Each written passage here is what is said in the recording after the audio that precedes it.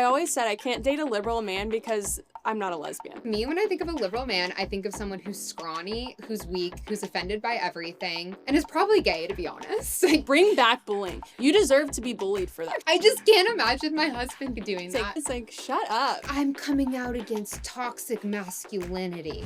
Oh, save me. He really thought he ate. Can be a little bit ghetto sometimes. Sorry. Oh, this hurts my feelings, so we're gonna turn it off. We're gonna cancel it. Face was like this big. Block it. I love any forum where I can have a little rant. Cancel culture is dead.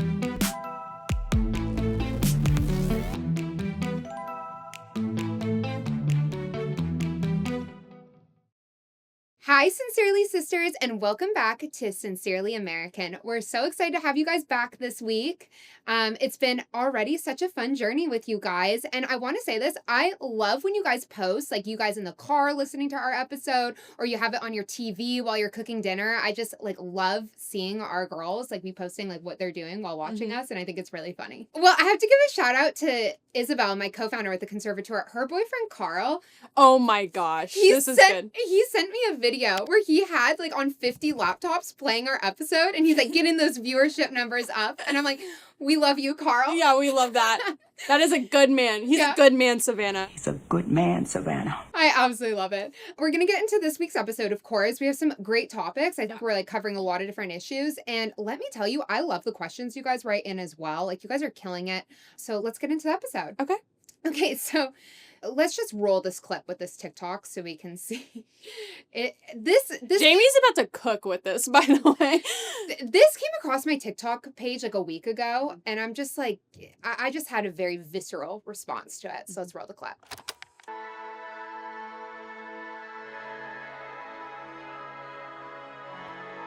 Men should stay away from these women and avoid them at all costs. So I guess because you can't kill babies anymore, because we, overturned Roe v. Wade and we're saying, don't kill your babies, you won't hang out with a man? What type of society are we building with this? What own is that as a woman? I don't know. I just feel like when you replace God and you start to be the center of your life and you're not living for something bigger than yourself, you do get this instant gratification, hyper sexual environment where people are just putting such an emphasis on this. And it just goes to show you women have not self-reflected in this way. They're complaining about Roe v. Wade on TikTok, but they're wondering why there's such a dating gap, a cultural divide, not just within elections between men and women, but also obviously in this dating culture we're seeing, because their morals aren't aligned. Men are going back to church in droves, and now we have these women who are just complaining about this on TikTok. No wonder they don't want to date you. Hey, this might be crazy, but I don't know. Instead of having meaningless casual sex where you exploit each other's bodies, that's really what that is. It's exploiting each other's bodies. How about, I don't know, build a relationship with a man, go on some nice dates, get married, and build a family? Feminists are always you're just wanting to control our bodies by outlawing abortion. No, we just don't want you killing babies. We're not asking that much. Just don't kill babies. And how about develop real relationships with people and don't act like sex is a credit card where it's just a transaction to use between, two people. It's a terrible cult. And I love that she thinks that she was owning us on that. You're not owning us. You just look terrible, in my opinion. Yeah, I mean, I think with this, it just goes to show you, of course, there's going to be a loneliness epidemic when this is what we have to offer as women. I've seen a lot of TikToks of similar vein, making fun of the male loneliness epidemic. And I went in the comments, and some of the comments were make them lonelier. And I'm why do you hate men so much? It's just... I hate this man-hating type of movement that we've developed as women. It's so unattractive. This video is exactly what you expect from this liberal girl. She has tattoos everywhere. She's doing the gross, it's what is, I'm just this is so unattractive. This is just not what we should aspire to be as women. As women, we should want to see men succeed, just as if you're a woman, you want men to see you succeed. I love with feminists, it's only women can succeed now. It's a very one-sided thing. They only want woman empowerment. Let's empower everyone and build a better culture with better relationships between the two sexes. Men need women just as much as women need men. Yeah. We need to remember that. And I think that this shows just the breakdown in our culture with sex. And, when I'm very pro life, as you are, Cameron, and, we're fighting against abortion. But the main thing that we need to, in order to fight this culture, is taking away that casual sex culture. And we need to bring back that sex is very sacred. It's an intimate affair between two people who are supposed to love each other. And to me, it's very sad that we see women over and over trying to use this fake empowerment to tell women to go sleep around. And if you can't have abortion, then just like, you're not even going to talk to a man. And that's not empowerment for women at all, actually. The exact opposite is empowering women to develop real relationships and to have, some self-respect and dignity for their body and hold that at such a high regard. I think abortion allows a man to take advantage of you because abortion is such a terrible thing that women have to go through. Like, I know these feminists are like, oh, it's just a clump of cells. It's not a big deal. They like to put forward that culture. But a lot of women who have had abortions will tell you that it's incredibly traumatic to have to go through that experience. And men don't have to go through that experience like women do. And so men, almost in this casual sex culture, they can take advantage of your body. They can have sex. And you're the one dealing with the consequences, not the man. The sexual liberation that we've seen through hookup culture, like you see, it has been so detrimental for women because it actually leaves you more empty when you're pursuing this many sexual partners and you're not getting fulfilled and your cup is not being filled with those like emotional stable relationships in your life. Not only is it completely godless, but again, it just leaves you empty, feeling alone. Humans thrive on deep personal connections, and that goes for men and women across the board. And so you're right, it's just not, for one, obviously the procedure itself with abortion, it's so sad because it does leave not only like physical effects later on, women may have to suffer with like depression, anxiety, whatever comes with that, as well as fertility issues later on. It can, if you actually want to have kids with somebody who is a long-term partner like your husband, if you're having these abortions over and over again, not only is it terrible for your mental health, but for your physical health and your reproductive system as well. It should never be something that's celebrated. It should never be promoted. I just think it's the exact opposite of empowerment for women. And, I think this is a perfect segue into our next topic when we're talking about, motherhood. And I love this X post has become very viral that let's show up on the screen. So it's this guy surrounded by those swords and people will post like their hot take, like what will people get mad at you about? So this one is most women who abandon their children to daycare are only making $1 or $2 more. And this is a very hot topic, and I know it can be like really touchy for a lot of people, but it is true that daycare has become increasingly expensive in the US. Like I think, a lot of daycares, if you're living in like a big city, for example, for 1 or 2 children, it can be $60,000 to $80,000 a year. And obviously the average salary in America is around $60,000 a year. So a lot of these women are actually just canceling out their daycare expenses with their job. And so obviously this person like doesn't think that this is a good idea. Like what is your take on that? Well, I think we should also clarify too, like this is a lot different for single moms. Like if you're in a 2-parent household and like you have 2 incomes coming in, obviously we know, like I was raised by a single mom and she would probably say the same thing. She would want to stay home with me. So let's just clarify, this is with people who can rely on another income as well. Looking at it from a macro perspective, this is why the left has targeted women, because it was never about empowering them to go work this corporate job or whatever. It was all about control, because a woman who is rooted in her faith, secure in her family and her relationship, she's the hardest person to manipulate in society. But when you're placing your self-worth in your job and like your boss who sees you as easily replaceable and probably hates you, like you're going to be more susceptible to falling for these emotional manipulation tactics that the left propagates. Yeah, I completely agree. And, I'm not a believer in a one size fits all. Like some people, are promoting every woman should go back to work after having a child. Or some people are saying, no woman should ever go back to work after having a child. I'm not a one size fits all. I think every family is different. And I also am, sensitive to this subject because it's not my right to come in and judge how your family's doing. However, I'll speak on just, I think, various truths. And I think, when you have an infant, that's such a special time in that child's life where they need you as a mom. And so for me, I just don't believe that any job where you're basically canceling out this daycare salary is worth going to work all day and leaving your child behind. It depends on every family, but if I think prioritizing your child and staying at home is such a beautiful thing. And I think we should encourage more women to do so. I just think, you're lying to yourself if you think it's better to put your child in daycare all day. And that's why being a mom is the most important job in the world. It's because, like, you have a say over the morals that you instill in that child, and the time that you have spent with them, the bond that you have created. And if you leave that in the hands of the government, per se, it's horrible. If you grow up with such strong morals and such a strong backbone in your household, and you're instilling that in them, then they'll actually have a very strong sense of self going off into the real world. But obviously what that we're seeing is people are going into college, and obviously they're more susceptible to taking in this information. We talk a lot about the negative effects of social media in this digital age that we now live in. And trust me, I could go on for days about all of the negative things that social media and the internet has brought to our society. But I would say for me, I've seen this in my own life. The one major positive is that you actually can create a career at home and be able to have passions and hobbies outside of just being a mom. That's something that me as a mom, I need that in my life. And you can now do that from home. I do that. Like I've created my whole, I'm a stay-at-home mom. I'm with my daughter every single day. I have a babysitter here and there, but for the most part, I'm a stay-at-home mom. And I'm able to have this wonderful career that I've developed by like working in different hours and, being able to do it online. I do a lot of my meetings when Vivian is down for her nap. And I think that's a beautiful thing that's not talked about enough. And, I love that this generation of women talk nonstop about trauma that they had growing up and just, how so many people, just the therapy industry that we got into last week. Yet I don't think there's anything more traumatic than ditching your child so you can go girl boss in an office all day.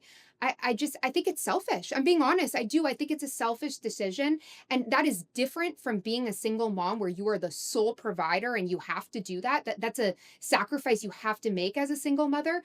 But if you're just doing this because you're like, I want to prioritize myself, then I'm going to be honest. That's my hot take. I do think that's kind of selfish to an extent. Yeah, it's a very selfish way of living. I think that actually brings up a bigger issue, also segueing into the VS fashion show. Weren't you going to bring something up with that as well? Does pregnancy ruin your body?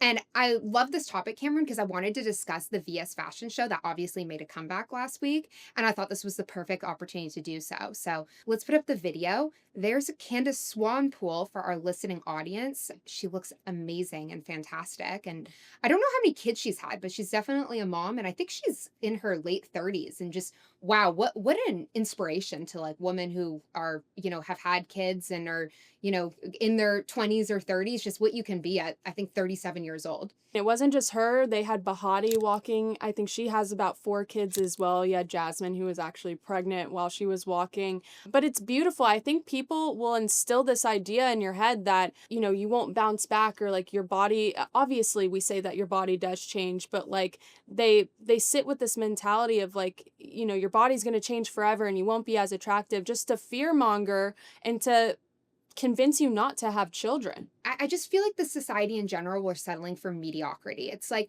I was told that a bunch of times when I was pregnant. They're like, your body's going to change forever. Don't worry about getting your old body back and stuff. And, to an extent, we shouldn't be, I guess, hyper fixating on people's bodies in an unhealthy way.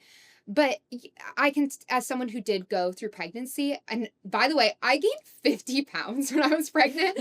Like, I'm not joking. It was all belly too. Like Jayme's tiny, so. I was 24 when I was pregnant, and like Camryn and our best friend Bryson, I'd go out to lunch and they'd be wearing like these cute outfits. And meanwhile, I'd like gained 50 pounds and like was so bloated. My face was like this big and I felt disgusting. And I remember in that moment, I'm like, I don't think I'm ever going to be cute again. Oh like, my God. That's how you feel when you're pregnant. And it's not true. Do never let people convince you of that. It's not true at all. Your body does change. I will not lie. Like my body is different than it was before I had a baby, but that's normal. That's part of life. And I think that we should not be settling for mediocrity. Instead, I think we should be striving to be the best versions of ourselves as mothers, which means working out, eating healthy, getting back in shape. I think is totally attainable for a lot of mothers. And it doesn't mean that you need to be stick thin. It doesn't mean that you need to be, just like full muscle, but I think we should, encourage women to be the best versions of themselves. We've just settled for mediocrity, and that's like the effects of DEI too, and also just with everyone in today's society getting a participation trophy. You have to remember the VS fashion show is like the Super Bowl for women. Obviously, like the Super Bowl, the best two teams play against each other. The same thing for the VS fashion show. You have the top supermodels that are walking, strutting down the runway, and they are the best of the best. I'm so sick of seeing like, oh, well, they're not being inclusive enough, or they're like all this stuff. Okay, well, they've had a trans person walking down they have, I don't want to say fatties, but Yeah. Well, they are fatties. Yeah, there's fat women and it's like, whatever happened to the standards of, they are supermodels. They should be the best of the best, just like how the Super Bowl is. That is our Super Bowl for women. It's so weird because we were watching football last night when I was like going over our topics and everything. And I'm like, why do men not sit here and compare themselves to, like these top athletes that are in the NFL or, top basketball players or any professional athlete? They can just enjoy the sport and know that these men are at the top of their game and they're just incredible athletes. I think it's the same for women. And I always say the Victoria's Secret show being canceled was a huge like canon event for me in my life. And it was a big part of like my conservative journey because we grew up watching the Victoria's Secret fashion show, getting so excited. I remember they would like publish their workout routines and I would copy the workout routines. And I bought the fantasy bra. I had my mom buy that for Christmas for me every year because I was like so excited about this show. And then they canceled it because these women were too pretty. I'm like, what does that say about our society? And as women, we shouldn't be necessarily comparing ourselves to supermodels, but I think having the emotion. I think you should. I think in order to be the best version of yourself, you should compare yourself to a supermodel and try to be in the best shape as possible, have the discipline, have like the self-obedience to like eat right, be the best version of yourself, like Jayme was saying, having a healthier diet, no brain fog, like a better mindset going into the day. And you should have the best standards for yourself in order to have like a very good life, in my opinion. The reason why I don't want to deviate too much off of topic, but all of my friends are better than me in certain aspects. And I love that because it always pushes me to be the best version of myself and really opens my eyes, and they're a mentor to me in a lot of ways. But you should actually compare yourself to people who are better than you. To protect people's emotions so much in this victim society, we're instead lowering the bar on everything to make people feel better. And instead, we should be raising the bar and we should be encouraging people to meet that bar. And that doesn't mean being unhealthy or doing extreme things to achieve this body. And to be honest, these women are genetically blessed to be the most beautiful woman in the world.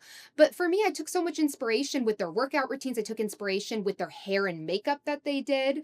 I thought was fantastic. And, I think all women can aspire to be the best versions of themselves.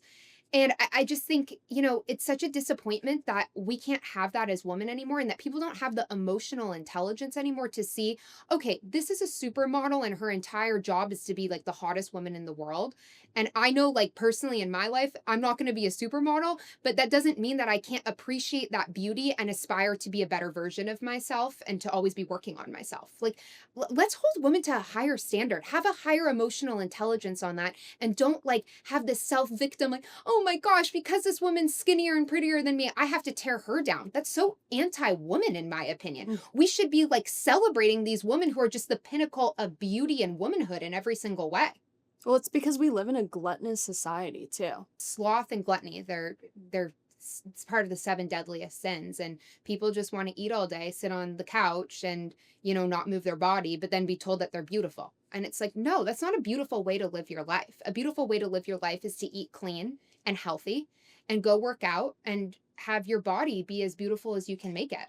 It's like Charlie Kirk said. He was on a campus one day and he was talking about the NBA and he was like, okay, what about the reverse of DEI? Let's say we replaced all of the black basketball athletes with white subpar white players, and the product would suck and nobody would watch it. It's the same for the VS fashion show, where it's like we should actually be embracing the pinnacle of woman, like you said, and the pinnacle of beauty. I think we're actually starting to embrace this beauty again, and we're done with this cancel culture and this victim mentality of like, oh, this hurts my feelings, so we're gonna turn it off, we're gonna cancel it. It's like cancel culture is dead. be stronger. America needs to be stronger. And speaking of stronger, we're going to transition into our next segment. I thought this one was hilarious. We're going into the I Have No Words segment where we expose just the random liberal insanity. And this one comes courtesy of Camryn. Let's roll this clip. Forgive my French, but fuck you, ta-ta, goodbye. Do you need some? For our listening audience, it's a man who's saying that if a woman follows TPUSA, then he's like doing it to the Sabrina Carpenter song that he's done with her. And then it cuts to Camryn. She like stitched the video and she was putting on lip gloss and saying, "Do you need some?" I mean, he literally played a video with a Sabrina Carpenter song in the back, and he thought like women would swoon for that. I always said I can't date a liberal man because I'm not a lesbian. You're right. There is no bigger ick than a liberal man. Like, to me, when I think of a liberal man, I think of someone who's scrawny, who's weak, who's offended by everything, and is probably gay, to be honest. Like, that's what comes to Well, he mind. thought he ate, like Xavier, he posted this video, and he's like, he really thought he ate with that. Girl, shut the fuck up. You thought you ate that? Definitely thought that he was going to get, like, so many women. Like, you know, like those feminist men who, by the way, these feminist men who, like, always try to appeal to these liberal He's like women. the Walmart Harry Cezanne or whatever. But these feminist men that are always like trying to appeal to women, they are actually the most toxic men I've ever met in my entire life. They like use like their feminism as a front, but they're just bad men. And He's like flicking off the camera. Goodbye. It's like, shut the F up. Like, what? Honestly, you're just so, you're so delusional. You're so desensitized. Like, what happened to Charlie Kirk was terrible and he was shot in cold blood. And for you to be desensitized and post that and also just be like so girly pop thinking that like you really ate with that, you're going to get so many chicks from it. Like, you're a loser. You are a loser. yeah. Who deserves to be, like, publicly shamed for that. Like, bring back bullying. You deserve to be bullied for that. You deserve to be shamed for that. What man stitches a Sabrina Carpenter? I just can't imagine my husband Drake doing It's that. like, goodbye. It's like, shut up. And like, shut I up. feel like he's like the type of guy, we all know this guy that's like, I'm coming out against toxic masculinity. Oh, save me. Honestly, save me. I want men to be masculine. I want men to be strong, to be leaders, to be stoic, and to be just like great men who, you know, achieve great things. And I think that's why so many men are conservative, because that's what the conservative movement is all about, is embracing like the beauty of womanhood like we do, and also embracing on the flip side the beauty of masculinity and how important that is to society. And this man is not leading anyone with his girly pop Sabrina Carpenter videos. I saw this video. I don't know if this was Love Island or what show this was. It was some reality TV, and this liberal man was sitting there, and he's like, I'm an empath. I'm a Capricorn, so I think this way. And the girl's like, okay, bye. Like, bye. Nobody finds that attractive. I'm sorry. I don't even think liberal women find that attractive. Hence why they're pursuing conservative men so much, because every single woman biologically wants a more masculine man who's more stoic in their emotions, like Jayme noted. Nobody wants this, like, sucky emotion, constantly this emotional roller coaster that's going to provide you no stability whatsoever, outside of fiscal stability, emotional stability in your life when there's so much chaos and turmoil that life brings to you. You want somebody who's going to be strong in their emotions and who can fix your problems at the end of the day. If he's not fixing your problems, he's going to become your biggest problem. Yeah, it's no wonder that liberal women are even like posting on TikTok. They're like, how do I find a man who looks conservative but is actually liberal? And it's like, you all just want a conservative man. We want a big, strong, masculine, conservative man. Let's be honest. This girly pop is not appealing to anyone. I can speak as a woman. Please, like, delete your video because it's not great. All right, Sincerely Sisters, now we're headed into our non-toxic advice. And before we get in, I want to encourage all of you guys to submit a question to sincerelyamerican.com/question. ask a question. We love hearing from you, and you guys have the best questions, like I mentioned earlier. Just fantastic. And we like always give us a DM. We love hearing what you guys think. Even if you don't like something, let us know. Okay, so we've been talking a lot about guys actually. So now let's get into our first question, which is from Sienna from Colorado. And she says, I've been with my boyfriend for almost 4 years now, and he has not proposed. We're living together. We've talked about marriage many times. We've looked at rings and still nothing. What should I do?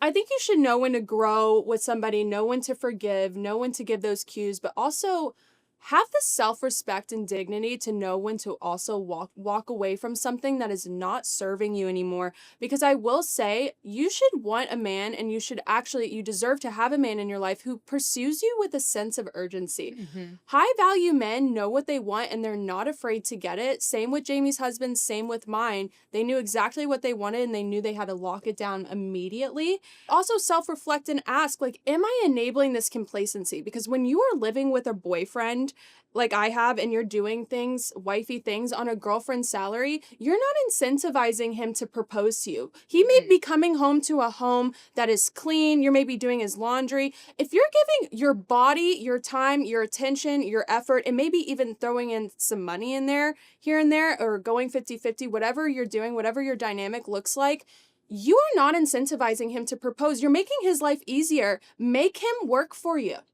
Yeah, I completely agree with that. Do not let a man waste your childbearing years. I mean, men can have kids at any age technically, and women cannot. There is a window in a woman's life that she's able to have kids.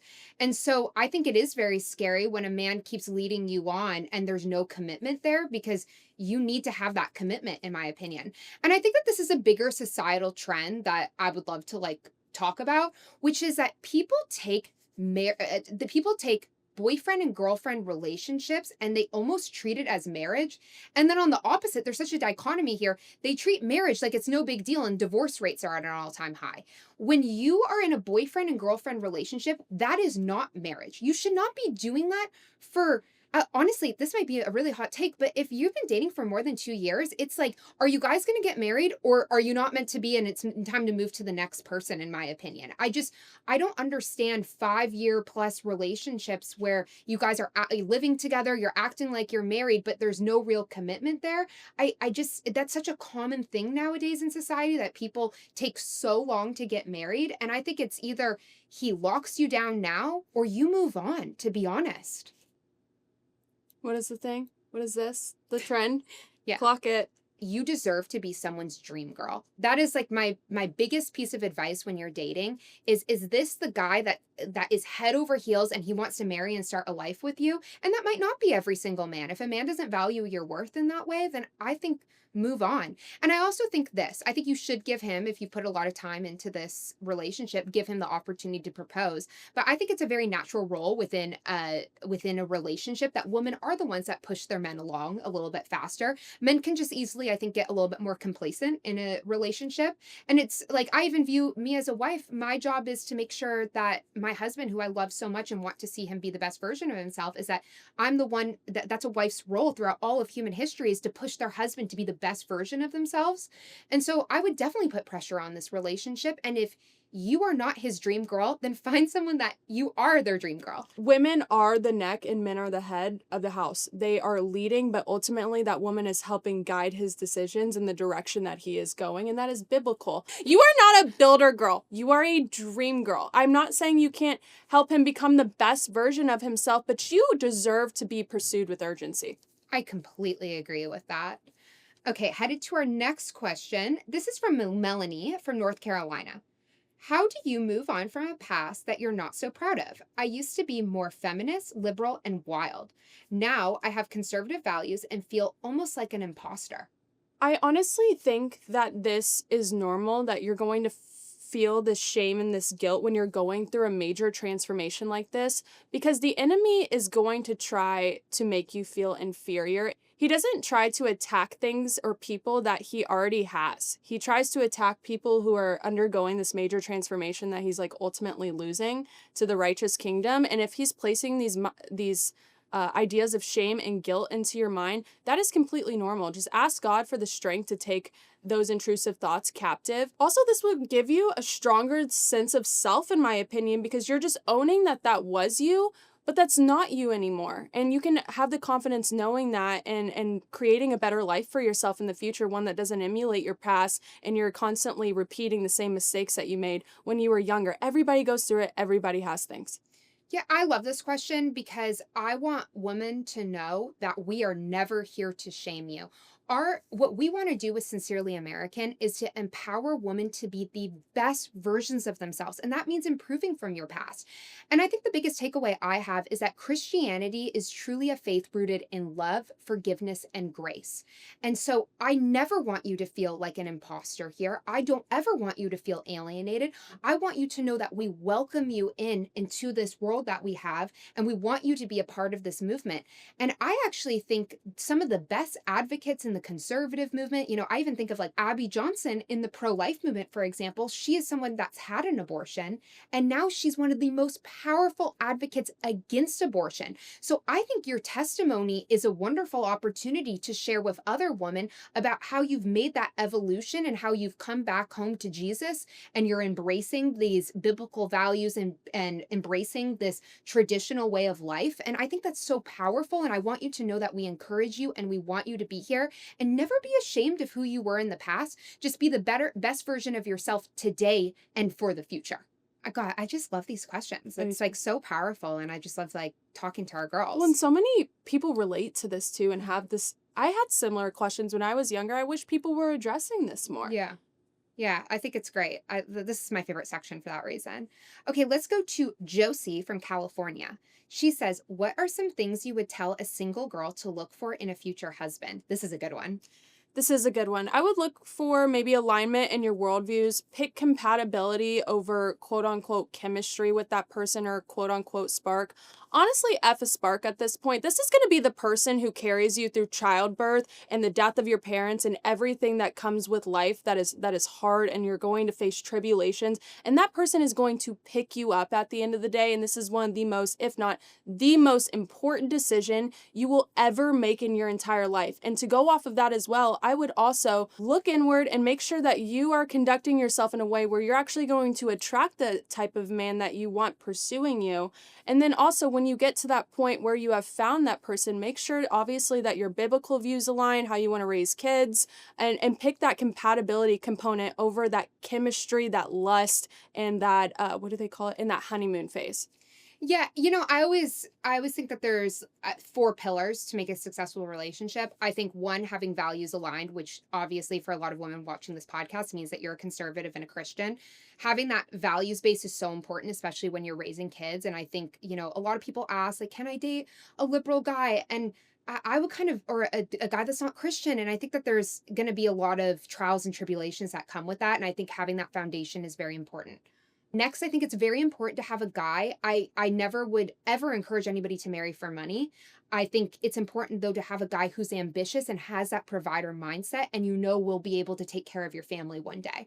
And so, like, I look back at my relationship, and when Drake and I first got married, we were so young, obviously, and now we've built up this life that we're continuing to build together. And I think that's a beautiful thing. And I was very attracted to Drake in that way because I knew that he was a go-getter and he was going to be successful in life. And I think that that is very important that you have that from a man. I would also say physical attraction is very important too. I think that's definitely something that, you should value, that you want to be attracted to your spouse. However, I will say looks will fade over time. And I think another really important thing to have is just that chemistry and compatibility. And is this like the guy that you want to, is your best friend that if you were on a desert island, can you talk to him endlessly? That's something that I love about Drake and I's relationship that I always say is that, if we were stranded on a desert island, we could keep each other entertained for years because of all of our fun debates that we have. And we just have very similar interests and we get along. And, having a guy that you just like love to spend time with and that you don't want to get away from is, I just think, such a beautiful thing and important. And And if you can make all those things work, then no matter what life throws at you, I think you can get through it and work together and build a beautiful life together. Yeah, I think so many people though put emphasis on like these physical qualities, or like we were talking about the height in the last episode, or like whether they feel that like lustful passion in the very beginning. That's what I really meant by like chemistry. Obviously, you want somebody who you mesh with. But yeah, you need to actually put an emphasis on if that person loves you fiercely, if they challenge you intellectually, if that's what you want, and has these qualities that are really going to stand the test of time. Don't just look at the surface level things going into the relationship that modern dating culture has often propped up. Instead, like, look inward, make sure you're looking at the forest through the trees. Is this person going to be able to be my spouse through all of these things occurring in my life, and really being my best friend through it, my soulmate, my partner? That's going to be the person that you're buried next to. That's going to be the person who is the father of your children. So choose wisely. I also think that there's never going to be a perfect person too. I think in this day and age, a lot of people will get divorced so quickly because they'll hit like some issue in their relationship. And instead of like standing by each other and staying true to your covenant, they'll just like leave and be like, well, I can just find somebody better. And so I think that is important to keep in mind. You're never going to find the perfect person, but I think if you look for, you know, the things that we mentioned, then you can make it through a lot. Yep. The grass isn't greener on the other side. The grass is greener where you water it. Okay, now let's have some fun, you guys. We're going to head into our, this is another section that I just love, the hot or not section. Okay, Camryn, are espresso martinis hot or not? Not. I think martini glasses look hot in your hand, but I don't want to be wired. I am more into like the nightcap where I can go to bed and sleep it off. Espresso martinis keep you wired. I don't want to stay up late and stay out all night. So that's going to be a not for me. I'm going to have to agree with you. It's a not for me as well. I feel terrible on an espresso martini. I'm so weak. I'm like very sensitive to like any, like there's a lot of medication I can't take. I can't take like NyQuil or Dayquil because it makes me feel so loopy. So I think the caffeine and alcohol hitting together at the same time just does not work for me. I want to be able to have that aesthetic espresso martini. Our best friend, Bryson, she loves an espresso martini. She always like orders me one and I'm like, Bri, I cannot do this. Like, please. So I'm definitely in this day and age more of a wine girl because I think it's just like more of a chill type of buzz. So I'm going to go with not.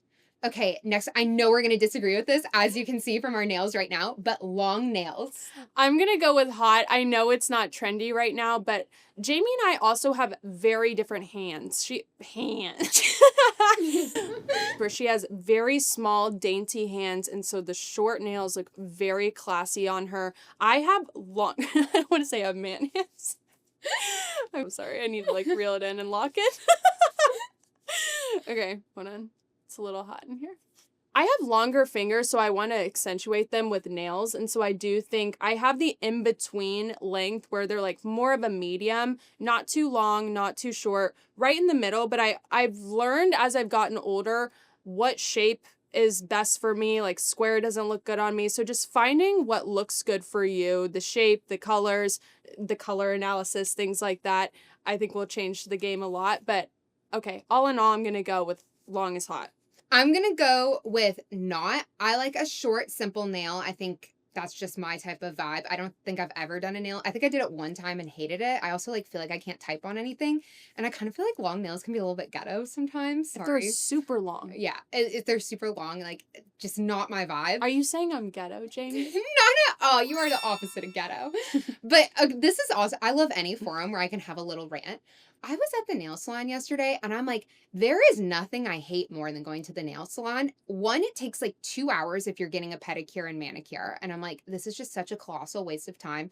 And it's expensive. It's like more and more just like crazy expensive nowadays. And I'm just like, I wish I could drop my nails off and have them do it because I just have to sit there and like waste time. And like when you're a mom, like I feel like anytime you're spending away from your child, you're feeling guilty about.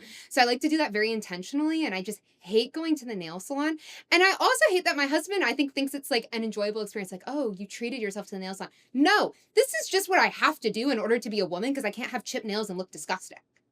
So that's my hot take about nails. I hate getting my nails done.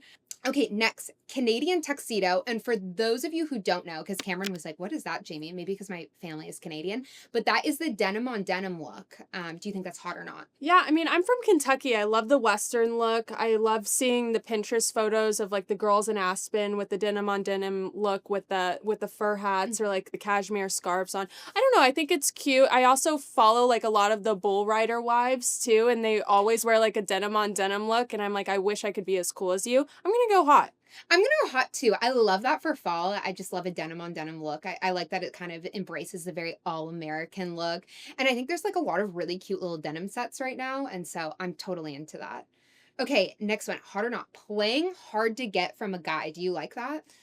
No. I think it's just because if you're playing games with me and maybe you're like being very calculated and how long it's taking you to respond, or like, oh, there's so many guys in her DMs, I'm going to make sure that I stand out and make her work for me, whatever. I lose interest so quickly with you. I will just move on to the next who's treating me like a princess, who's making sure that I'm like well taken care of throughout the day. That's really going to make you stand out in my opinion. I don't like the hard to get. I want to say I'm too old. I'm 25, but like, I just don't, I don't enjoy it. And I'm not built for a nonchalant man. Like, I want you to court me and pursue me and like make me feel like I'm the most important thing in the world. Like the love bomb. Have you ever seen the love bombing videos where it's like, I do think I deserve a Chanel bag on the first date. So like, I would never think this is love bombing because I think, so I sent that to you. myself. So I'm like, pursue me, love me. Like, I love that. The love bombing is like, of course I'm being love bombed. Have you met me before? Yeah, I'm like, I wouldn't fall for that because I'm like, I do think I deserve. Okay, I'm going to go opposite. I think it's hot. Like, honestly, I will say that captivated me with Drake. Because, you know, like, obviously when you're a young woman, you have, like, different men that are interested in you. And Drake, like, definitely played the hard to get game with me. And I was like, what is going on with this man? Why is he not into me? And it made me more and more into him. He was very smart with that, and he got me in that way. So I kind of like a little game. I like a little chase. I think, I don't know. I think there's something hot about it, and so I'm into it. Okay, girl dinner, hot or not? Hot. I think girls can actually go without protein. Like men, when I'm cooking for my husband, he's like, why isn't there a protein? Like I always have to put like chicken on the pasta or like a steak sandwich on the side, whatever it may be. I think girls are actually just built to eat like a charcuterie board with their Netflix show. I'm just going to go hot. I love snacking throughout the day. I completely agree. It was so weird because, you know, now that I'm married and a mom, there is very few times in my life where I'm just like alone, which I like. But the other day I went down to this conference and I was speaking and I was alone without Vivian or Drake. And it was so weird to do dinner without them, to be honest. And for dinner, I ordered chips and guac and pita and hummus. And I think that's like girl dinner to its core. And I loved it because I agree. For men, they want their protein, they want their steak, they want their chicken. And I just love like a little snack. Like I'm a big snack girl. And so that filled me up and I was happy with that. So I'm definitely going with hot on that one. Okay, you guys, now heading in to our last segment of the day, propaganda that we are not falling for. So Camryn, today, what propaganda are you not falling for? I feel like I'm going to make a lot of our Sincerely Sisters mad with this one, but go for it. This is a hot take of mine. I am not falling for the girl math trend. And Jayme and I are going to probably disagree with this one. I have such a hot take with this. I think this trend is just coming from like such a privileged mindset of like never having to be financially literate or responsible. I saw this TikTok and it was like, oh, I paid in cash for it. So, you know, that doesn't count. Girl math, like, oh, I actually still have that money. It's like, no, that to me just, you shouldn't post that. That shows to me that you're kind of stupid, in my opinion. I think it just goes along with the I'm just a girl trend too, and I find some of that cute too. But also on the flip side of that, it's like, you're a 33-year-old woman and you need to grow up. If we're going to be demanding men grow up and not being in this Peter Pan syndrome in today's day and age, then we also have to self-reflect as women and actually become the women that we want to be and not just like this girl. Like, I wish I could live in this delusion, honestly, but I'm just not built that way. Like, I am somebody who will like research things for hours and hours on end to like educate myself. And so, like I say, I wanted to live in this delusion, but I probably couldn't. You're the most independent person I know, Camryn, and that's like a huge compliment. I am definitely a girl mather. I will not lie. Finance is not my skill set. It really is not. But I will say this, Cam. I rather a girl be doing girl math than girl bossing because I really think that that is the beauty of a man and a woman coming together in marriage. I don't think a lot of women like want to be in charge of the finances. I think they want to be taken care of financially. So I think the girl math trend kind of actually is exposing these like girl boss girls that still just kind of don't want to be like dealing with this hardcore finance stuff. Like I know a lot of marriages are like this where the man, typically takes care of the finances and the woman takes care of a lot of stuff around the house. Just like men don't want to be doing laundry and cooking usually. That's typically not every marriage. And a lot of women are like, "No, I don't want to be going through and doing my taxes. Like that's a blue job and the pink job is doing the cooking and the cleaning." And so I think that kind of shows that these traditional gender roles. I do think that men and women obviously are built for each other in a lot of ways. And I do see more in a traditional relationship, like the man being the dominant, like provider in the home. But that's not to say that you can't be financially literate and actually multiply that and making sure that your finances are well in check within your home, putting that into a Roth IRA, into educational funds for your children one day, and just being smart about it. I'm not saying that you have to be like a girl boss in this area, but I do think that it just helps you be the best version of yourself for like your future kids one day, making sure that they're well provided for, whether that's putting your money in like educational funds for them one day, Roth IRAs, retirement accounts so you and your husband can have fun, or taking what he has brought into your home and multiplying that and really being financially literate enough to understand that. So I don't say that you have to girl boss and you have to like compete with your husband, but I do think it's good to be financially literate and be more financially responsible in that regard. I think your advice is better than mine, so I'm gonna leave it there. I actually agree with you. Okay, completely switching like topics. My propaganda that I'm not falling for is publicly talking about your sex life. I cannot tell you the amount of times I'm scrolling on TikTok and we get these get ready with me story time where a girl is talking about her hookup experience. And I'm like, this is just disgusting. Do you not have dignity or shame? Like, truly bring back shame. I don't think your sex life is ever something that you should bring to the internet and discuss. Like, people will talk about like their one night stands where things went wrong and go into like very graphic detail about it. And I just think this is a terrible trend for society. It's like you should keep some stuff private. And I also think this is always girls doing this. Imagine if a man had a hookup experience with you and then went to the internet to say in graphic detail about where things went wrong. I think it's a complete invasion of privacy. And I'm like, do these women have, I don't know, fathers, boyfriends, or employers watching this? Like, this is disgusting that women are putting it out. And my sex life would never be something I would publicly bring to the internet. I think it's like so unattractive as a woman to do that. Yeah, a digital footprint is real, you guys. Like, that's going to be around forever, even when you delete the video. And so, Jayme brought up a really good point. Like, if you're wanting to attract a high value man, a high value man's not going to want to be with somebody who's dishing out their sex life on social media for a click and a like from an Indian bot. Like, I'm sorry. And also, yeah, are you working for someone? Do you have an employer? That's a really poor representation on not only your family, but your job, your future spouse. You should be conducting yourself in a way where you have some self-respect and you have some dignity. I find this very low class, very tacky as well. Yeah, I completely agree. It's like you're doing this for a like. This is like the Kardashianification of society where it's like you're just willing to go to any extreme to get attention and to get some likes and clicks. And I don't think it's a positive trend for society. Keep some stuff private, people.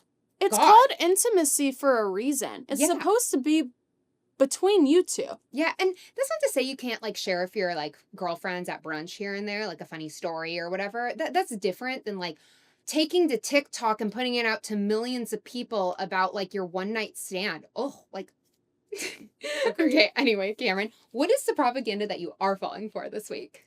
I am falling for, since my frontal lobe has developed, I follow for the phrase or the saying, you are single until you're married. And I think we touched a bit on this at the beginning of the episode where we were talking about doing wifey things on a girlfriend's salary. But if there is not a ring on your finger, if you have not said vows to this person, that man is not your husband and you are single. And I think a lot of people would say, don't be a bad girlfriend. I'm not advocating for like hookup culture where you're having sex with multiple people and these casual hookups on a daily basis, but don't put all of your eggs in one basket. I'm going to be the big sister when I tell you this because I have been through this. They will waste your time if you're not incentivizing them through making them chase you to lock it down, then it's just going to be easy for them. And why would they go the extra mile of putting a ring on your finger if you're already doing his laundry, being the girlfriend who makes the home and he's coming home to a peaceful environment and he gets to come home to you every night and have your effort, have your time, have your attention, like I was saying.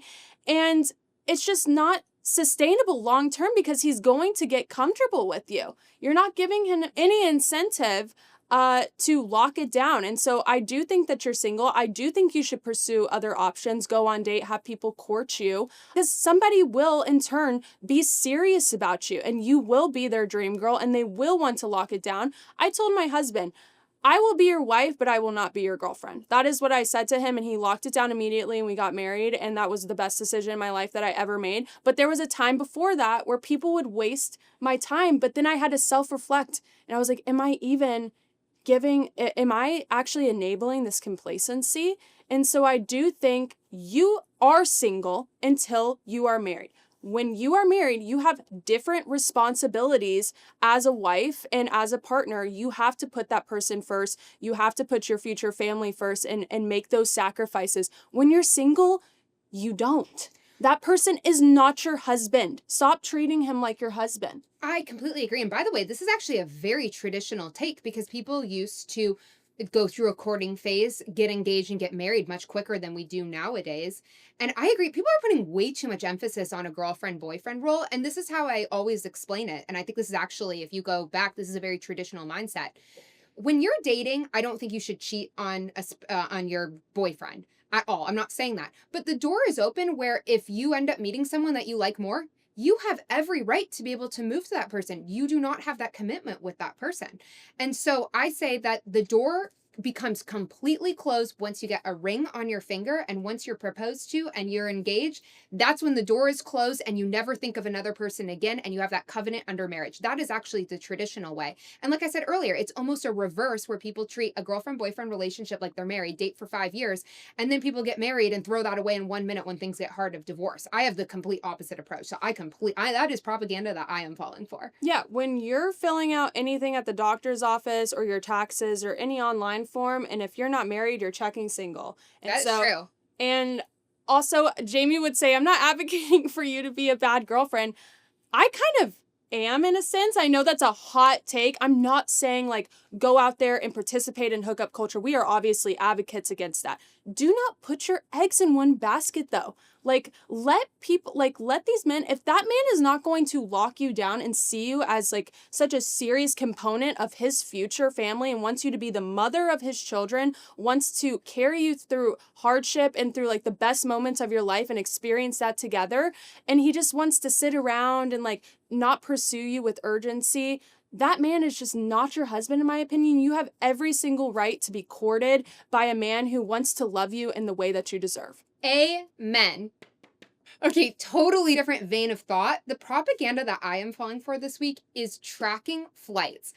Camryn and I have so many funny stories. Literally, both Camryn and I, just for reference, we have like extreme flight anxiety, even though we fly like sometimes multiple times a week. Like I've been on a million flights in my life. Whenever there's turbulence, I am freaking out. So I am tracking my flight. My love language, Camryn tracks my flight every time I get on a flight and vice versa. My love language is people who track my flights to make sure I'm okay, to check the flight report. Something that I love about my father is that he is always, my entire life, he is that type of dad that will be tracking my flight. I'll be like flying over and he goes, just so you know, you're flying over the Grand Canyon right now. Look outside. Like he's like that type of dad. And I'm like, and then he's the type of dad that like gets to the airport and is like waiting for me for hours and makes sure and gets my bag and everything. And I've just loved that my dad is like that my entire life. It's just like really sweet. And I'm also that type of person too, where people will be like watching movies on the flight and there I am like zooming in on the map, tracking every single thing. Like I feel like I'm flying the plane sometimes, you guys. Like I am out watching, making sure we're okay when we're on the flight. And yes, I know that air travel is the safest form of travel in the entire world, but I just hate being up in the air like that. I have my window shade open. I am looking around. I'm making sure that no planes are close by. That is me. I am a flight tracker till I die. I was texting Jayme last night. I had a flight coming in and it was very, very turbulent. Jayme immediately is like, start recording out the window. She sends me the weather report. Then we were actually laughing about this topic because last night I actually text searched how many times we sent turbulence in all caps to each other. And that's when we know to immediately be like, what's your flight number? What's your time of arrival? Where are you? What are you experiencing? Because I looked out the window last night, you guys, and the freaking wing was bent at 90 degrees. And I thought that Jayme was going to be the last person I was ever texting because there was so much turbulence. It was like flapping in the wind. So honestly, that is our love language. We have like such bad flight anxiety. Is not rational. We obviously know that, but there are so many times we have texted each other and it's like turbulence, severe weather Put report. those texts up. Just put like our Yeah. last few texts up, Brianna. But like honestly, that is what we text each other. We get each other through the flight anxiety. That is our friendship to a core, and that is my love language. I love tracking a flight. Like honestly, I think do that's too. amazing. Well, girls, this has been a great episode. Thank you always for tuning in and supporting us. Make sure that you're following us on Instagram at Sincerely American, on TikTok at Sincerely American too, and make sure that you subscribe to us on YouTube, Spotify, or Apple Music, and we have new episodes every single Wednesday, and we love to see you there.